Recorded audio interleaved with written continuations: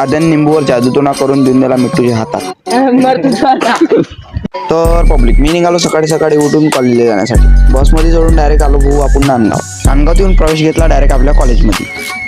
Period काही होत नव्हतं, डायरेक्ट आलो भाऊ ग्राउंडमध्ये येऊन खेळत बसलो भाऊ आम्ही दांडून क्रिकेटमध्ये अरमान चित्रकथा चालू होता भाऊ. आद्यान केली भाऊ निंबूवर जादू, दिंदरा भाऊ मिट्टूच्या हातात. काही कारणामुळे आम्ही केली भाऊ मॅच रद्द. आपल्यामुळे मॅच रद्द घेतले भाऊ आपले बॉल म्हणजे भाऊ काही नाही, आणखीन काही नाही भाऊ, निंबूनच खेळत होतो भाऊ आम्ही. इथे येऊन पाहतो एक दिसला भाऊ खोप्यातनी पाकशी वाकून पाहून राहिले काय माहित काय आहे.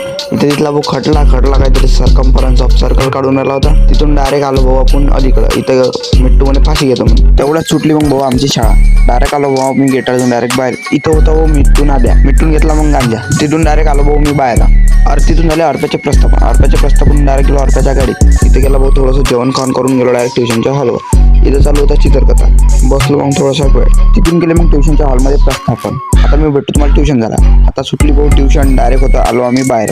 आता इथं होतं रोहिताला जरासं काम. रोहिताने केलं फटोफट काम. मग भेटलं भाऊ आम्हाला म्हैसाचा वाढदिवस. म्हैसांचा आला आमच्या सकाळ जणांना नाश्ता. फुल एन्जॉयमेंटमध्ये आम्ही करत बसलो भाऊ नाश्ता. हा करण्याकरता खाते. मग दिले होते आपल्याला घरून पैसे, कारण की येणार होता ऊस. मग ऊस घेऊन बसलो डायरेक्ट भाऊ आपण आपल्या लालपरीतून आलो डायरेक्ट घरी. आजच्यासाठी एवढंच. भेटू शकतो ब्लॉग. बाबा.